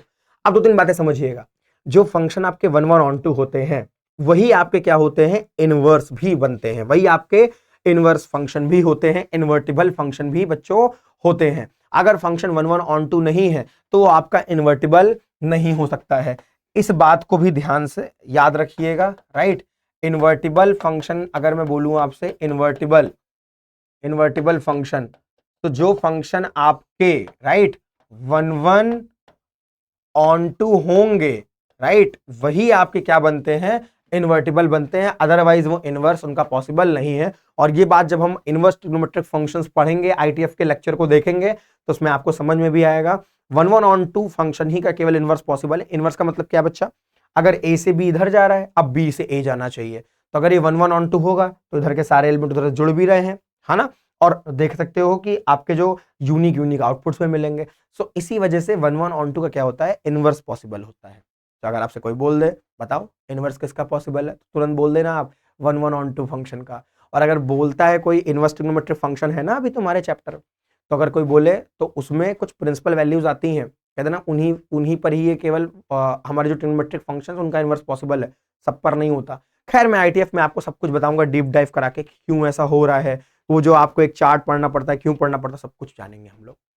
खैर अभी फंक्शन की बात कर रहे हैं तो इतना सा याद रखना, छोटा सा पॉइंट, इन्वर्टिबल फंक्शन कौन से होते हैं, 1 1 ऑन टू फंक्शन होते हैं। मजे की बात, जो ऑन टू का जो आउटपुट रिजल्ट मिलता है ना, x बराबर g ऑफ y, उसमें x और y की पोजीशन को इंटरचेंज करो, इनवर्स फंक्शन मिल जाता है। क्वेश्चन के साथ भी समझाऊंगा मैं, ठीक है, वरना ज्यादा हो जाएगा आपके लिए। ये बातें हो गई हमारी 1 1 की, ऑन टू की, 1 1 ऑन टू की, और साथ ही साथ हमने बेसिक्स ऑफ फंक्शन समझा। अब कुछ फॉर्मूले हैं बच्चों, आओ वो देखते हैं। ओके, फॉर्मूले समझते हैं, फिर हम क्वेश्चंस को सॉल्व करेंगे। सो फॉर्मूला क्या है, देखिए पहला formula simple, number of 1 1 function आप कैसे जानेंगे। सो यहां पर जैसे मैंने कहा भाई गिवन है, तो मैं एक, है ना, यहां पर दे रखा है गिवन है, क्या गिवन है, जैसे आपका जो फंक्शन है बेटा जी वो जा रहा है ए से बी जा रहा है, ठीक है, फंक्शन क्या जा रहा है, ए से बी, एंड यहां पर जो नंबर ऑफ एलिमेंट ए में है वो आपका किसके बराबर है, बी, एम के बराबर है, राइट, एम के बराबर है, और जो नंबर ऑफ एलिमेंट बी में है वो आपका एन के बराबर है, ठीक है।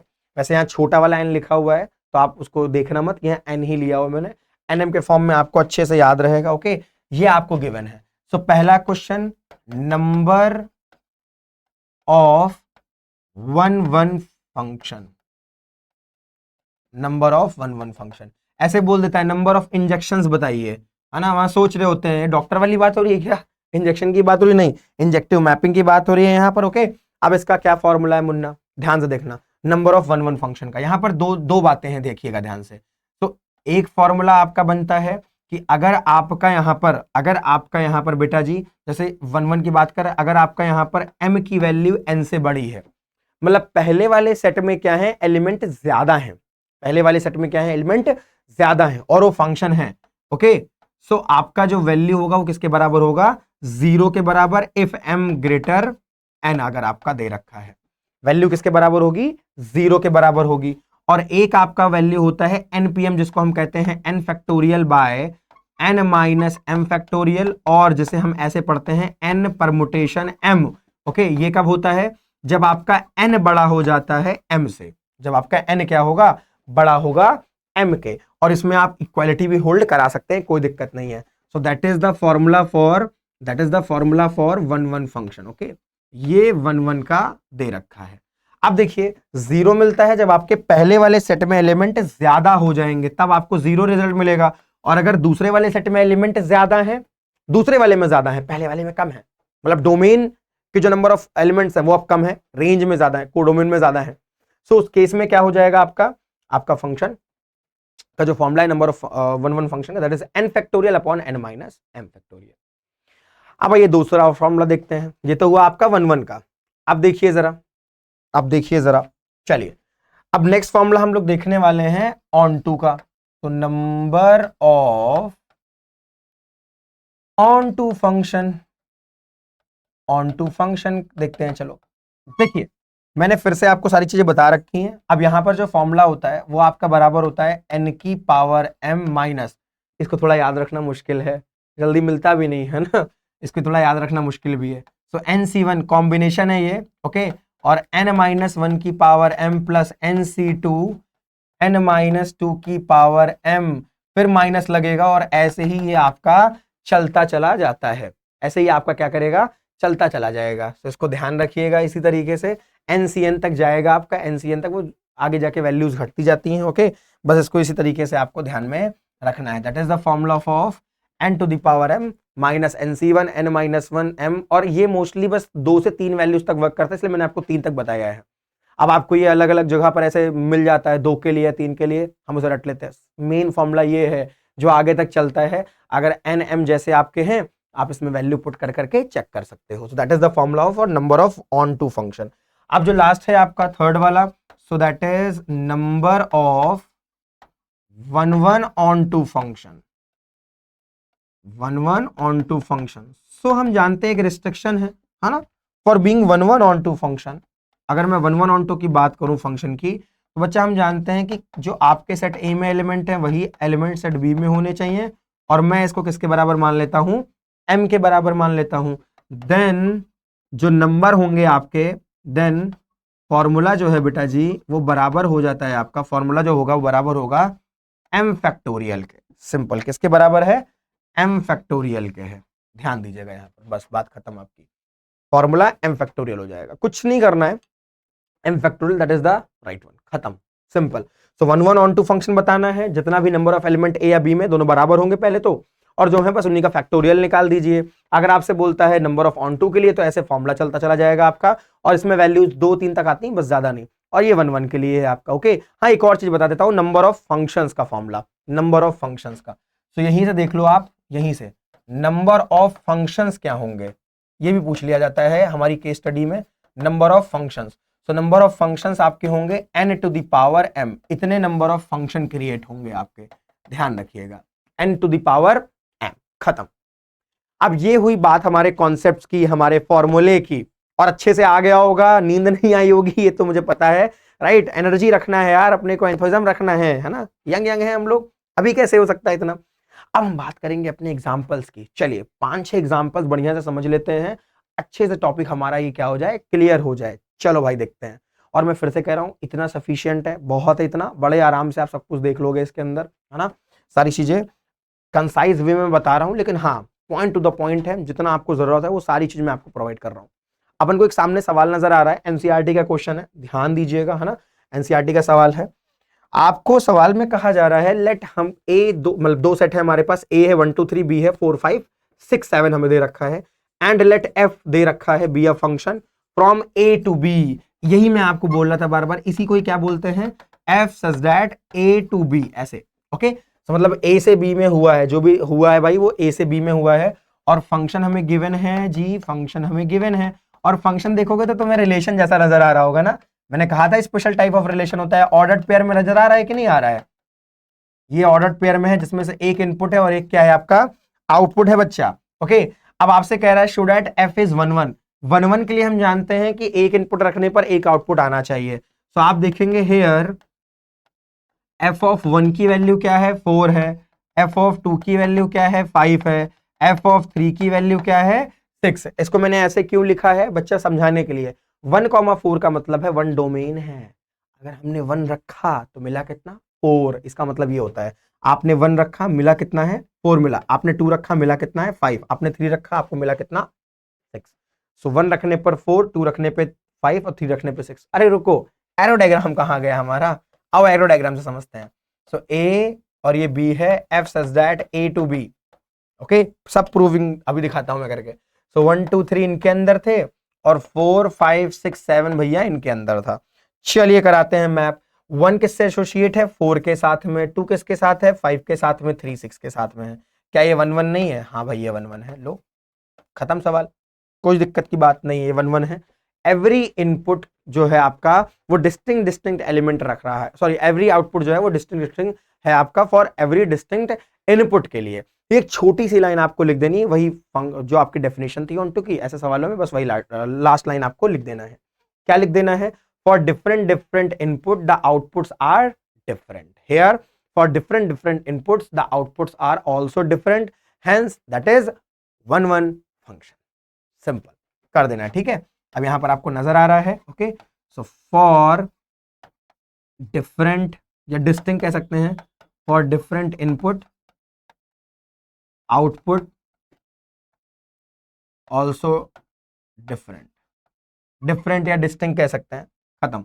ये हल्की सी बात आपको बता देनी है, आप वर्ड्स में थोड़ी बात बता दोगे, एग्जामिनर समझ जाता है, कोई दिक्कत की बात नहीं है ना। Output also different, hence the function is 1 1। Okay, hence f is 1 1, f is 1 1, done, बात ओवर, खत्म सारी बात, राइट। क्या अगला सवाल देखें, समझ आया है क्या, ज्यादा कुछ दिक्कत की बात नहीं है, इजी है ये टॉपिक, थोड़ा सा टेक्निकल है, आता भी है हर साल इससे सवाल। ओके, एक जरूरी भी है हमारे लिए, इजी भी है, बस थोड़ा सा आपको अगर टेक्निकल पता है, ऊपर की जितनी बात है मैं सीधी सी बताऊं आपको, वो समझ में है ना, कोई सवाल नहीं फंसने वाला। आओ देखते हैं नेक्स्ट वाला, है ना।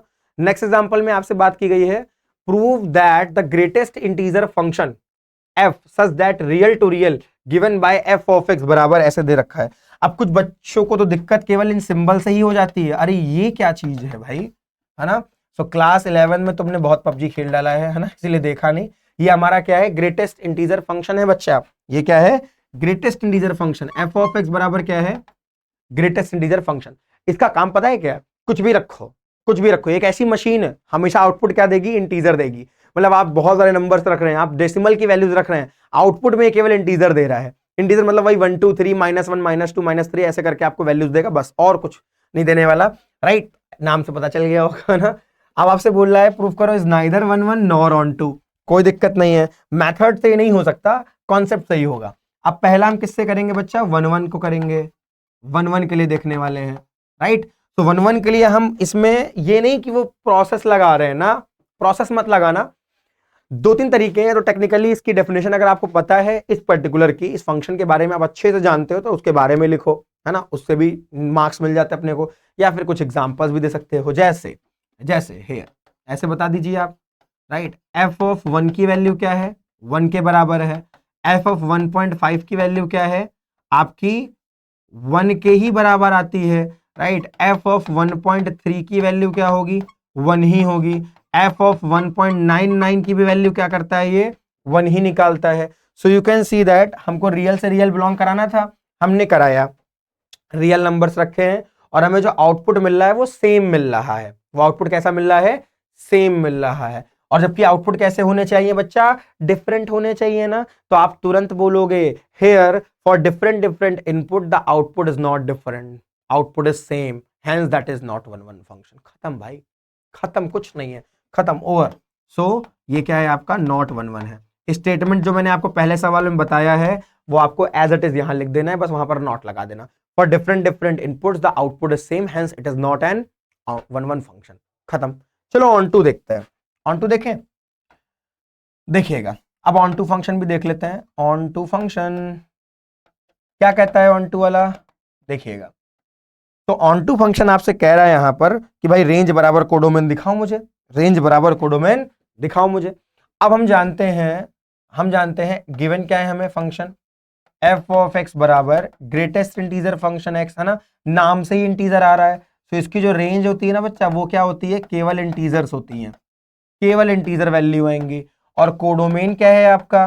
कोडोमेन यहां पर आपकी रियल नंबर दे रखी है। सर ये कैसे पता? बच्चों सवाल के अंदर ना देखना चाहिए। देखो ये क्या है? डोमेन, और ये क्या है?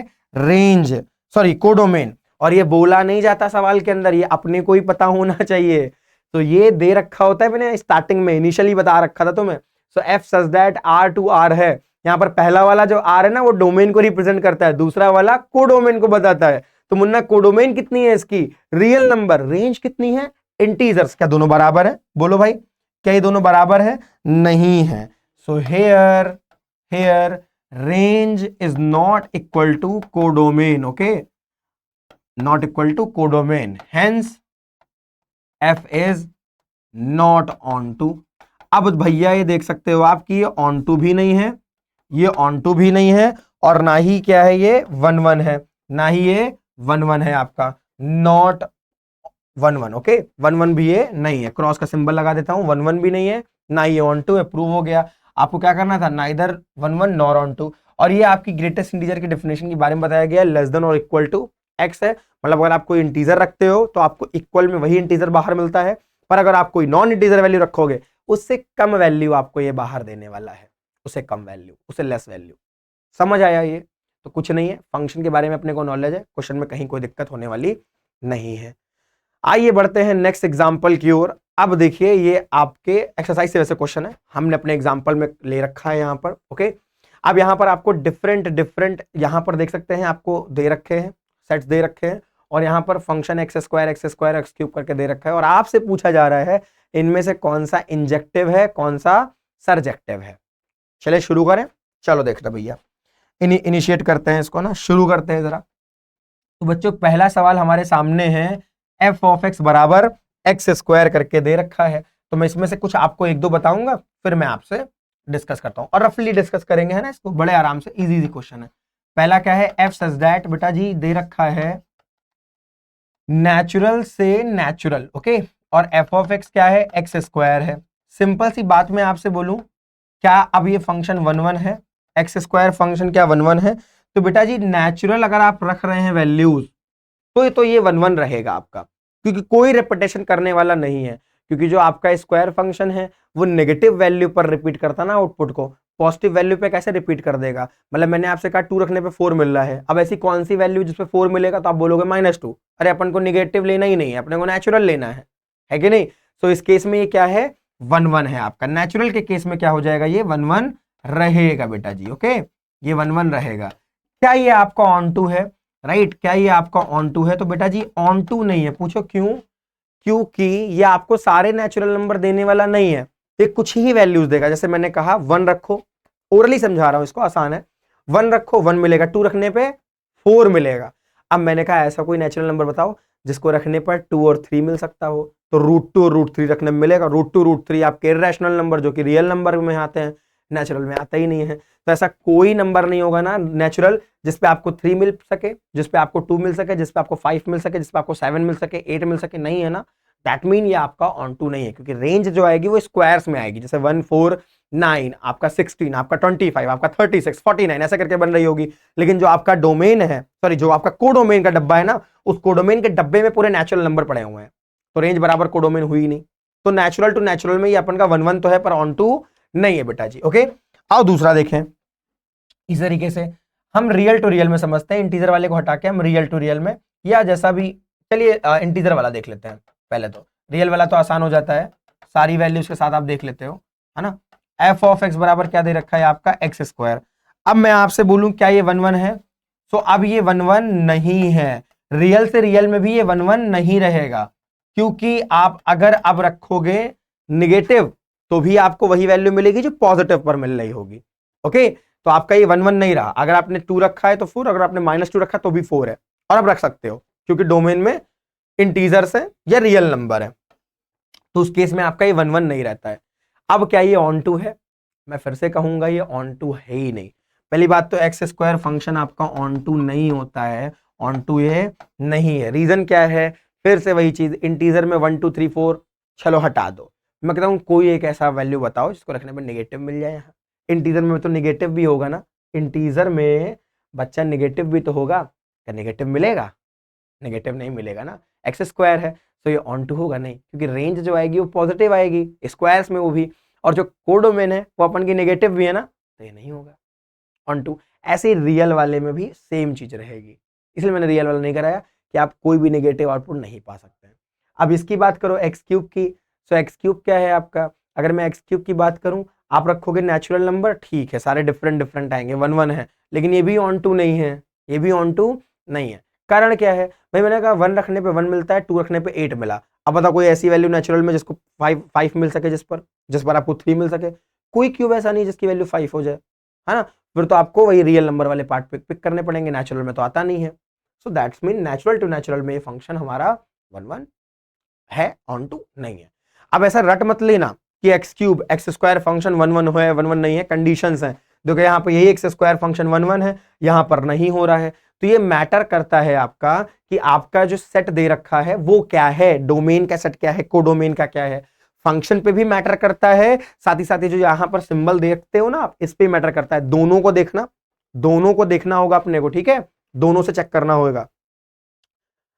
आइए बात करेंगे उस एग्जाम्पल की जो एग्जाम में आ रहा है। ओके, जो एग्जाम में आ रहा है हम अब उस एग्जाम्पल को पढ़ने वाले हैं। That is the last example of today session. एक और है, सॉल्व करने को बोलूंगा, देख लेते हैं, खैर, है ना। तो देखिएगा यहां पर आपसे बोला जा रहा है, एक आपको सेट ए दे रखा है, दैट इज रियल -3। ये एग्जाम में ऐसे ही डिक्टो सवाल आपको नजर आ जाता है।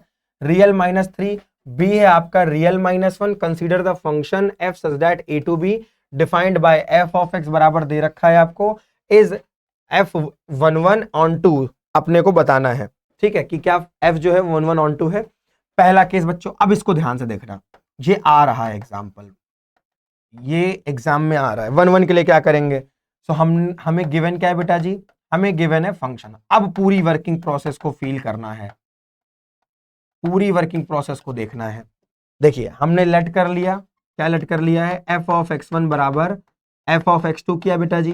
जब जहां जहां x है ना वहां वहां x1, और जहां जहां x वहां x2 ही रखेंगे। ओके, ज्यादा समय नहीं लूंगा मैं आपका, पर ये लास्ट एग्जांपल जरूर देख लीजिए, है ना, लास्ट एग्जांपल जरूर देख लीजिए। रखिए, सो x2 - 2 divided by x2 - 3, cross multiply कर दो आप सभी इसको। सो x1 - 2 इनटू में बेटा जी x2 - 3 बराबर आपका x2 - 2 इनटू में आपका x1 - 3 आ जाएगा। अब आप इसको क्रॉस मल्टीप्लाई करके ऑल सॉल्व करिए। जब आप और मल्टीप्लाई कर लेंगे जब पूरा, तो आपको मिलेगा x1 x2 - 2x2 बेटा -3x1 करना पड़ेगा +6 बराबर मल्टीप्लाई करिए x2 x1 right -2x1 -3x2 और +6, बस खत्म काम। थक गए यार, हाँ बस इतना ही करना था, आगे नहीं कुछ करना है, आगे चीजें काफी आसान है, आगे अपने को नहीं करना है, राइट। हाँ बस एक और एग्जांपल है, एक दो वो आपसे करवाएंगे, बहुत इजी है। चलिए ज्यादा समय नहीं लूंगा मैं भाई आपका, है ना। आइए देखिए, x1 x2 बच्चों क्या हो गया, कैंसिल हो गया, 6 से 6 क्या हो गया, कैंसिल हो गया। अब हमें क्या मिल रहा है, तो देखिएगा अगर मैं देख पाऊं तो ये आपका -2x1 है, ये 3x1 है, इसको हम इस साइड लेकर के आएंगे बच्चा, इसको हम उस साइड लेकर के जाएंगे। सो -2x2 + 3x2 बराबर आपको मिल रहा है 3x1 - 2x1। सब्ट्रैक्ट होके क्या मिलेगा, x2 बराबर x1। मतलब मैं बोल सकता हूं कि x1 बराबर x2 हमें मिल गया क्या, और मैंने आपको डेफिनेशन में बता रखा है कि अगर x1 बराबर x2 आ गया है तो फंक्शन हमारा क्या बन चुका है, 1 1 फंक्शन हमारा बन चुका है ये, हेंस इट इज 1 1। इतना काम आपको एग्जाम में डिक्टो ऐसे ही करना है। डन। चलो ऑन टू के बारे में बताता हूं, यहीं पर देखते हैं ऑन टू के बारे में, शुरू करते हैं। 1 1 हो गया हमारा, अब ऑन टू के बारे में देखेंगे दूसरा पार्ट जो हमारा है। देखिए ऑन टू के बारे में हम क्या करते हैं, लेट कर लेते हैं y बराबर एफ ऑफ एक्स, मतलब हम y बराबर क्या लेट कर लेंगे बेटा जी, x माइनस 2 और x माइनस 3। अब हमें इसे सॉल्व करके x की value in terms of y बनाना है। मैंने कहा करो क्रॉस मल्टीप्लाई और स्टार्ट करो सॉल्व करना। आप y x minus 3y x minus 2, आप x को इधर ले आओगे ऐसे करके तो वो 3y माइनस 2 बनेगा। यहां से x कॉमन आ रहा है, y माइनस 1 बराबर 3y माइनस 2, और मेरे प्यारे बच्चों 3y minus 2 bye y minus 1। ये नजर आ गया क्या, बताओ बन गया। देखो ये काम करना है, ये आपको लगभग ऐसे जैसे सवाल आपको ऐसा नजर आ जाए, और आता है ऐसा सवाल डिक्टो एग्जाम में, PYQ देखो भाई, मैं तो सीधे कहता हूं ऐसा सवाल आपका नजर आएगा। बस इतना काम करना है, x बराबर 3y2 by y minus y minus 1 है आपका, बन गया ना। देखो x बराबर g ऑफ y समथिंग। अब मैंने आपसे कहा कि इसकी पर्टिकुलर डोमेन क्या है, मतलब y की वैल्यू क्या है जिस पर ये वाला पार्ट जो है वो रियल बना रहे। तो क्लास 11th याद आ रहा है कुछ, देखना आप यहां पर y की वैल्यू 1 नहीं रख सकते, बाकी आप सब रख सकते हो। अगर आपने y की वैल्यू 1 रख दी तो पूरा जो ओवरऑल ये वाला टर्म है ये बन जाएगा आपका अनडिफाइंड। क्या हो जाएगा, अनडिफाइंड। सो हम y की वैल्यू 1 नहीं रख सकते हैं, बाकी हम सब रख सकते हैं। सो हम पूरे रियल में से किसको निकाल फेंकेंगे बच्चों, 1 को, और यही y की वैल्यू क्या बन जाती है, रेंज। सो रेंज क्या है आपकी, रियल नंबर माइनस 1, ये आ गई रेंज बबुआ। अब बताओ मुझे जरा कि कोडोमेन क्या है। सो बेटा जी ए बी क्या है, कोडोमेन। सर बी की वैल्यू तो रियल माइनस 1 ही है, राइट। सो आपकी अगर मैं कोडोमेन की बात करता हूं बच्चा, कोडोमेन की, सो कोडोमेन भी कितनी है आपकी, कोडोमेन भी आपकी रियल माइनस 1 ही है। सो हेयर रेंज वाले भैया कोडोमेन के बराबर निकल आए, और जैसे ऐसा हुआ तुरंत हमें क्या बोलना है, हमारा function thus f is onto. Function क्या बन गया आपका, ऑन टू हो गया, खत्म सवाल आपका। अब थोड़ी बहुत थ्योरी आपको साथ में ऐड कर देनी है। फंक्शन ऑन टू है because function is both 1 1 and onto, या उल्टे दूसरे शब्दों में क्या बोलूं मैं, injective and surjective, hence it is proof that is bijective. या आपको अगर चेक करने को बोला गया है तो आप चेक भी करके बता सकते हैं हाँ कि ये आपका क्या है, बाइजेक्टिव है, क्योंकि ये इंजेक्टिव भी है और सर्जेक्टिव भी है, that is 1 1 and also onto. बच्चों ये पूरा वर्क प्रोसेस करना है, ये सवाल आपको शॉर्ट और लॉन्ग आंसर टाइप में नजर आ जाता है ना, इंपॉर्टेंट है ये वाला सवाल, और आपको करना है ना, अच्छे से करना है। इस बात को अच्छे से ध्यान रख लीजिए, इस बात को अच्छे से ध्यान में रख लीजिए। अब आगे देखते हैं, ये सवाल आएगा, मैं फिर से कह रहा हूं इंपॉर्टेंट है। मैं कुछ स्टार मार्क कर दूं क्या इस पर, सो दैट तुम्हें विश्वास हो जाए। कुछ स्टार मार्क है भाई ये, है ना, 5 स्टार मार्क कर दें क्या, ऐसे ऐसे टॉपिक्स के लिए तो ये 5 स्टार सवाल है, इस चैप्टर के लिए तो ये 5 स्टार सवाल है, समझ लो, है ना, कि ये आना ही आना है। अब देखिए 1 से 2 एग्जाम्पल और है, ओरली ये तो डिस्कस कर लेंगे, एनसीईआरटी के क्वेश्चंस हैं। अच्छा देखने में बच्चे डर जाते हैं, ये कैसा सवाल हो गया, अरे बहुत आसान सवाल है भाई, चूरन सवाल है, हम लोग डर के इसको अटेम्प्ट भी नहीं करते हैं। महाचूरन सवाल कैसे, समझो जरा ध्यान से। आपसे बोला कि आपका फंक्शन नेचुरल से नेचुरल जा रहा है, ठीक, और एफ ऑफ एन क्या है, n+1/2 और n/2 है, n इवन हो और n ऑड हो, for all n belongs to natural number. मैं कहा छोड़ो यार, देखो आराम से, आपको क्या बोला भाई, n इज ऑड बोला क्या, n इज ऑड बोला क्या, खत्म भाई। देखो ऑड होने पर फंक्शन क्या है आपका, एफ ऑफ एन बराबर क्या है बच्चा, n+1/2। चलो भैया रखेंगे 1 1 क्या है, ऑड है, तो 1+1/2 कितना आ रहा है आपका, 1 आ रहा है। रखो आप यहाँ पर 3, ऑड है तो 3 रखो, 3 रखने पे कितना आएगा, सो 3+1/2 आएगा, जो कि आपका आ रहा है 2, ठीक। सो मैं समझ गया कि 1 रखने पर कितना आ रहा है बच्चा, 1 आ रहा है, 3 रखने पे कितना आ रहा है, 2 आ रहा है। चलते हैं दूसरी साइड, मैं आपको ये रफली बता रहा हूं, आपको बकायदा लिख देना है स्टेटमेंट्स के साथ में। अब आपका मुन्ना n क्या है, इवन है, चलो भाई ठीक है, n आपका क्या हो गया, इवन हो गया। सो बताओ f ऑफ n बराबर कितना रीड करोगे आप, n/2। चलो भैया n इवन है तो हम पहले 2 रखेंगे, सो 2/2 मतलब कितना होता है 1, आपका n अब 4 आ जाएगा इवन है, सो 4/2 कितना होता है आपका 2 हो जाता है। अरे सर एक चीज यहां पर दिख रही है, क्या दिख रही है देखिए। सो हेयर हमें क्या नजर आया बच्चों, स्पीड बहुत जरूरी है। आप सोच रहे हो कि मैं तेजी तेजी जा रहा हूं, अरे नहीं, आपको बोर्ड एग्जाम देना है। सो स्पीड आपके सराउंडिंग में भी होनी चाहिए, आपको फील होना चाहिए। थोड़ी सी स्पीड हमें अब अपने 11th से 12th में इंक्रीज कर देनी है, पूरा पेपर खत्म करना है। मोस्टली क्या होता है, हम आराम आराम से एकदम पढ़ रहे होते हैं, कोई दिक्कत नहीं है ना। पेपर करने बैठोगे पूरा पेपर नहीं हो पाता है, आ पूरा रहा है, घर पे आते हैं आप, मम्मी हाँ मुझे सब रहा था, अपने आप टीचर से कहते हैं सर मुझे आ सब रहा था लेकिन ना स्पीड कम पड़ गई, छूट गया। उस पर कौन ध्यान देगा, उस पर भी ध्यान दीजिए, है ना, उस पर भी ध्यान दीजिए, क्योंकि ये थोड़ा हर्ट कर जाता है। आपको सब आ रहा है, आएगा भी सब, गारंटी है, लेकिन वही है कि आपकी स्पीड से आप मार खा जाएंगे। अब देखिएगा आपको दे रखा है, अगर हम देखें सो हेयर f(1) बराबर किसके है 1 के, और f(2) भी किसके बराबर है 1 के है, एंड f(3) की वैल्यू क्या है 2 है, और f(4) की वैल्यू भी क्या है 2 है। आप देखेंगे रिपीटेशन आ गया है ना, वैल्यूज का क्या आ गया, रिपीटेशन आ गया। तो क्या ये बाइजेक्टिव रहा, ये आपका 1 1 नहीं है, ये आपका 1 1 नहीं है। सो अगर ये 1 1 नहीं है तो आगे आपको इसको चेक करने की नीड नहीं है। देखिए बाइजेक्टिव बोला है ना, आगे आप चेक मत करो, क्योंकि बाइजेक्टिव के लिए 1 1 ऑन टू दोनों होना जरूरी है, एंड ये फंक्शन 1 1 नहीं है, ये फंक्शन 1 1 नहीं है, तो आगे भी चेक करने की कोई नीड नहीं है। इतने से ही आपका काम बन जाएगा, खत्म, ओवर सवाल। कोई दिक्कत परेशानी तो बताइए। अगर हमने इवन ऑड लिया, ऑड पे हमने रखी वैल्यूज, इवन पे हमने वैल्यूज रखी, दोनों पे हमें रिपीटेशन नजर आ रहा है, और अगर रिपीटेशन मिल रहा है अलग अलग इनपुट्स पर, आउटपुट सेम आ रहे हैं, मतलब 1 1 नहीं है। अगर 1 1 नहीं है तो बाइजेक्टिव भी नहीं होगा, इंजेक्टिव भी नहीं होगा। ये बात यहीं पर खत्म आपकी, सिंपल। और आपसे बोला अगर ऑन टू, तो भाई ऑन टू में देखिए आपको नेचुरल नंबर मिल रहे हैं, तो ऑन टू तो है, ये आपका हो जाएगा ऑन टू, क्योंकि आपका जो सेट बी है वो नेचुरल है, और यहाँ पर हमें नेचुरल आउटपुट्स मिल रहे हैं।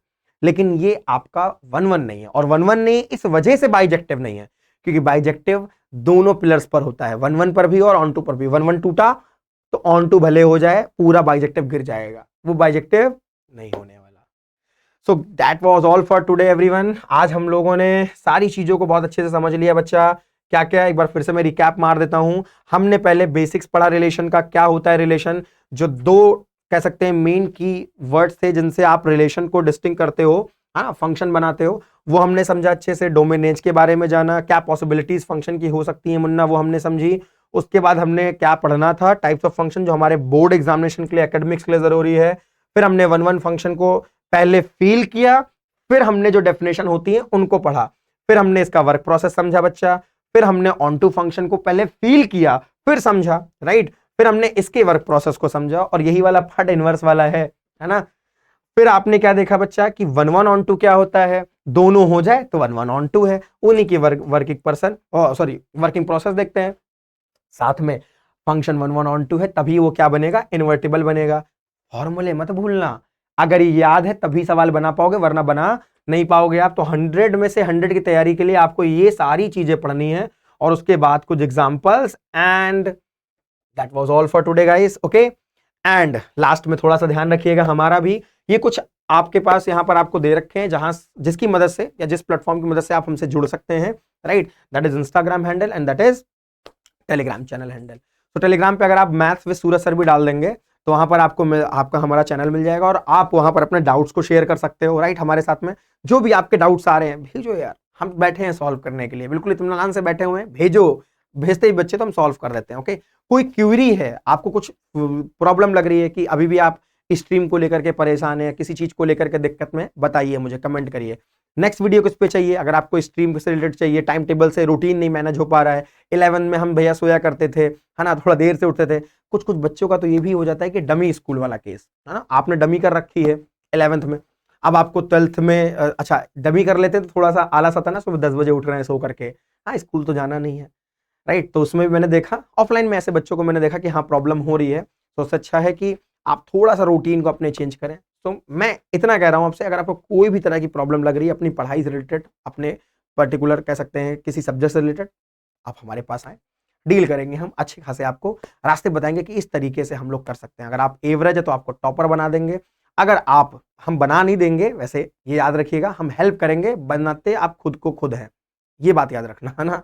कोई टीचर किसी बच्चे को नहीं बनाता, कोई प्लेटफॉर्म किसी को नहीं बनाता, हर बच्चा अपनी मेहनत से बनता है। मेहनत आपकी लगेगी, गाइडेंस हाँ देते हैं, रास्ते बता दिया जाता है, चलना आपका काम है, राइट, वो सारे काम आपको करने हैं। सो आप जुड़ सकते हैं, साथ में साथ आपको कोई डाउट आ रहा है, कोई प्रॉब्लम आ रही है, पूछ सकते हैं आप। So that was all for today guys, मिलेंगे हम सभी अपनी नेक्स्ट लेक्चर में। आज की क्लास में इतना ही, बाय।